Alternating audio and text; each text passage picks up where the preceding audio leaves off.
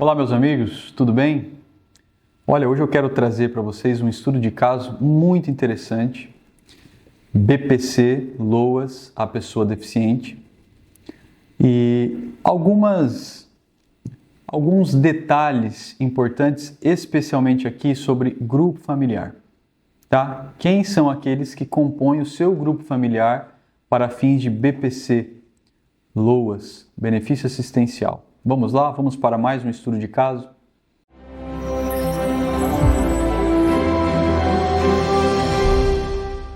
Esse estudo eu acho muito pertinente, foi um caso que nos chegou já há algum tempo, estamos trabalhando nele, estamos dando início ao processo judicial, uma vez que o INSS negou o BPC para essa pessoa.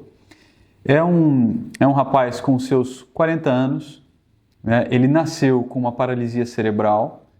Essa paralisia gerou nele uma deficiência física, motora, mas também uma deficiência mental e uma deficiência intelectual.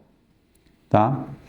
Então ele cresceu, né, nessa condição, né, especial, nessa condição na qual está caracterizada a deficiência, o impedimento de longo prazo, de natureza física, mental e intelectual, que, conjugado a diversas barreiras, dificulta ou restringe a sua participação na sociedade em igualdade de condições com os demais. Esse jovem, esse senhor, ele se adequa perfeitamente, portanto, ao requisito deficiência para fins de BPC. A deficiência dele é evidente, né? É uma pessoa que possui uma deficiência, como eu disse, física, motora, notável, notória, melhor dizendo, você olha e percebe, mas também uma deficiência mental, né? Está assistido pela PAI, né? E uma deficiência intelectual, não consegue se desenvolver como uma pessoa, né, que não possui essa condição, tá bom? Mas a questão que pegou mesmo não foi a deficiência, porque, como nós sabemos, o BPC também tem um requisito socioeconômico. De acordo com o INSS, e a INSS utiliza um critério econômico para julgar os pedidos de BPC que chega à autarquia, o BPC para eles, né, no requisito socioeconômico, é julgado, né, por um critério econômico de 1/4 de salário mínimo. Então você pega o salário mínimo, hoje R$ 1.621, divide por 4. E essa divisão, esse resultado vai trazer qual valor o INSS vai ter como critério por membro dentro do grupo familiar. Então, se o valor superar, o valor da renda per capita por pessoa dentro do grupo superar 1/4, muito provavelmente o INSS vai negar o benefício. Muito bem, esse é o primeiro ponto, tá, pessoal? O segundo ponto o STF já julgou inconstitucional, declarou inconstitucional este critério de 1/4 de salário. Porque para o STF, isso não pode restringir uma análise concreta acerca de um grupo familiar, de uma pessoa que está vivendo em situação de miserabilidade ou vulnerabilidade social. O que ele quer dizer? Não é 1/4 de salário mínimo que vai dizer se essa família, se essa pessoa está vivendo em situação de vulnerabilidade. Existem outras maneiras, o STF disse, nesse julgamento, de se analisar um BPC no que se refere ao requisito socioeconômico. Muito bem, de todo modo, o INSS negou o benefício desse rapaz. E como é constituído o grupo familiar? Olha lá, vamos para essa questão que é a mais importante aqui do caso. O grupo familiar é constituído por esse senhor, seus 40 anos, que possui a deficiência, a sua mãe, uma senhora já idosa, com mais de 65, um irmão mais velho e um tio, irmão da mãe. E o INSS levantou essa questão e quando eles foram no CRAS, eles queriam incluir esse tio, que também vive na casa, é aposentado por invalidez e recebe um salário mínimo. E eu disse para a família, não, esse tio não pode integrar o grupo familiar. Por quê, André? E aqui vai a questão. Quem integra grupo familiar para fins de BPC? Não é qualquer pessoa. Não é só porque o indivíduo vive sob o mesmo teto que ele integra o grupo familiar. É preciso entender o conceito de grupo familiar. Então esse é o terceiro elemento. quem pertence ao seu grupo familiar? Essa é a grande pergunta. De acordo com a Lei 8.742, a LOAS, Lei Orgânica da Assistência Social, artigo 20, parágrafo 1º, o grupo familiar é constituído por, vamos ler aqui. A família, diz o parágrafo 1º, é composta pelo requerente, então aqui quem é o requerente? É a pessoa com deficiência, ok? Pelo requerente, o cônjuge ou companheiro, ele não tem nem cônjuge e nem companheira, os pais, e na ausência de um deles, a madrasta ou o padrasto, não é o caso, o pai já é falecido, tem a mãe, então 2 pessoas até o momento, os irmãos solteiros, então aqui tem o irmão mais velho que convive, que vive sob o mesmo teto, os filhos, enteados e enteados solteiros e os menores tutelados. Não entra também, ele não tem filhos, não tem enteado e nem menores tutelados. Então entram 3 pessoas. O tio integra? Não. Mesmo que viva sob o mesmo teto. Tá, pessoal? Então, aqui o tio do requerente, né? Mesmo ele sendo irmão solteiro da mãe, a mãe não é a requerente. Então ele não pode integrar o grupo familiar. O requerente aqui é a pessoa que possui a deficiência. É este senhor de 40 anos que possui a deficiência. Portanto, o tio do requerente não pode integrar o grupo familiar porque ele não pertence a este núcleo familiar, mesmo vivendo sob o mesmo teto. Tá? Então vai compor a mãe e vai compor o irmão. André, o irmão é solteiro? É irmão solteiro. E se fosse casado? Se dentro da mesma casa convivesse o requerente, a mãe do requerente, esse irmão com sua família, esposa e filhos.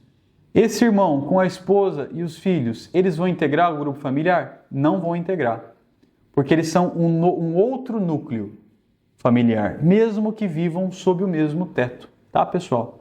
Então essa questão é muito importante. Nós vemos muito isso acontecer.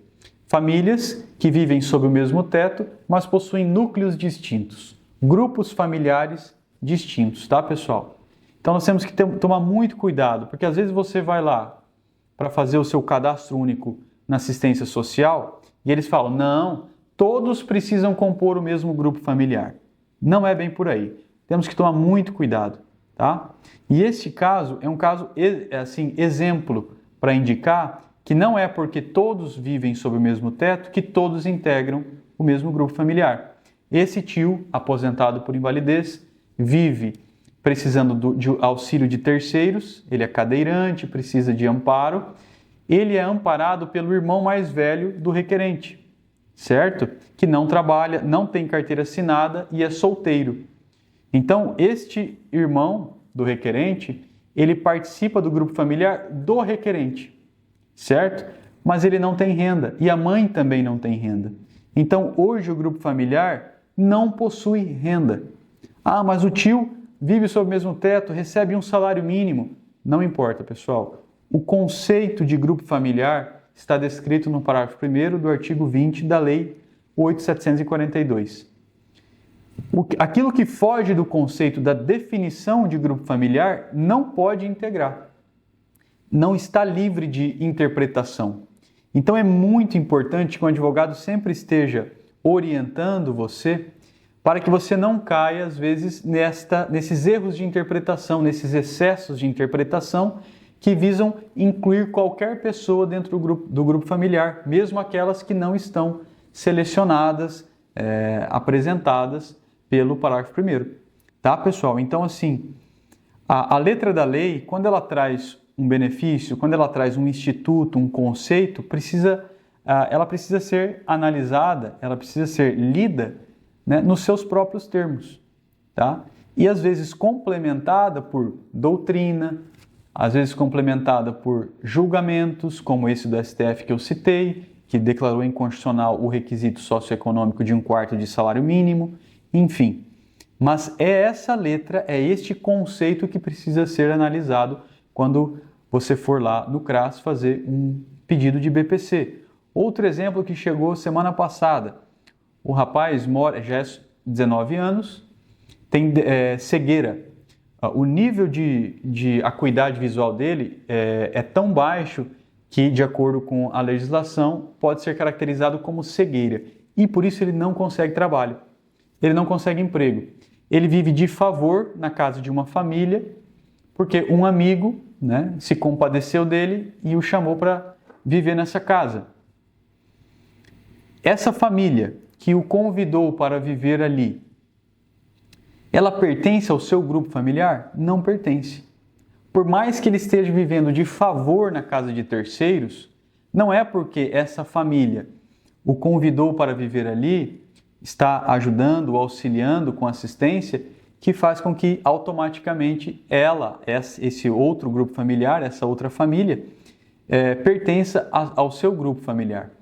Tá? Então temos que ter todo um cuidado. Este caso que eu trouxe dessa família, né, o requerente, a mãe, o irmão, é um exemplo fundamental para a gente ter uma noção de que grupo familiar não é qualquer coisa, tá, pessoal? E não é qualquer pessoa, mas sim a família é composta pelo requerente, o cônjuge ou convivente, tá? Companheiro, os pais, na ausência de um deles, madrasto ou padrasto, irmãos solteiros, filhos, enteados ou menores tutelados. É isso. Desde que, e aqui sim, uma circunstância importante, desde que todas essas pessoas vivam sob o mesmo teto. Então, por exemplo, não, André, eu tenho a minha família. Dentro do mesmo terreno, a minha mãe tem a casinha dela, mora ela e meu pai. Os meus pais, eles pertencem ao mesmo grupo familiar que eu? Não, pessoal. Porque mesmo que seja no mesmo imóvel, as casas são distintas. O grupo familiar é distinto.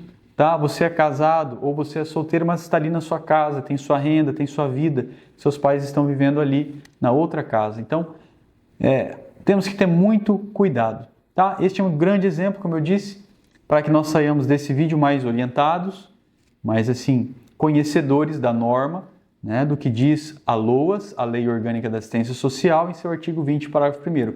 Grupo familiar não é qualquer pessoa, tá, pessoal? São essas pessoas que eu disse aqui.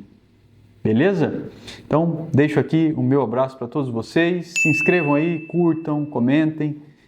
Estamos aí para ajudar, para orientar, para auxiliar no que for necessário sobre BPC e benefícios previdenciários. Tá bom? Um grande abraço para vocês.